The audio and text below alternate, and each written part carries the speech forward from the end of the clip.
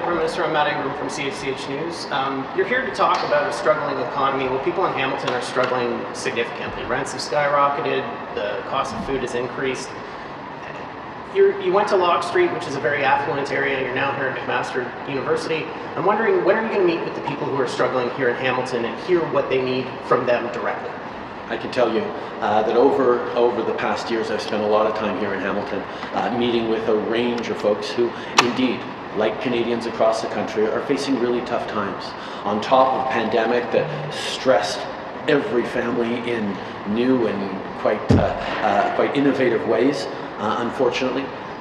We've now seen the twin challenges of significant global inflation on top of rising interest rates put more pinches on families. And that's why, as a government, we have been unequivocal in stepping forward to support people. We doubled the GST benefit for 6 months just last fall, putting hundreds of dollars more in the bank accounts of 11 million families.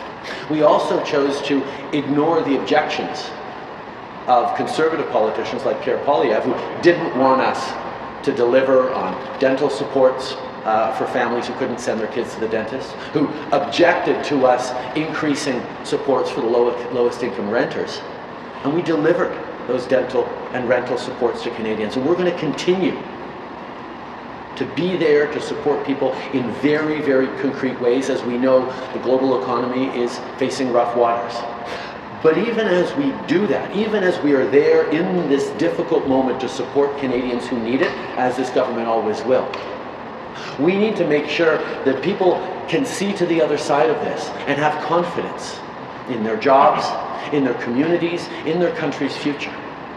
And that's where our investments in mining, our investments in green steel here at Dofasco, our investments in electric car manufacturing and world-leading battery supply chains, our investments in hydrogen opportunities with Germany, our investments in and our partnerships with growing economies of Asia, like Japan, South Korea, and others, in creating good jobs in Canada that, like I did on Monday, some of them will be in the most advanced quantum computing that anyone's ever seen.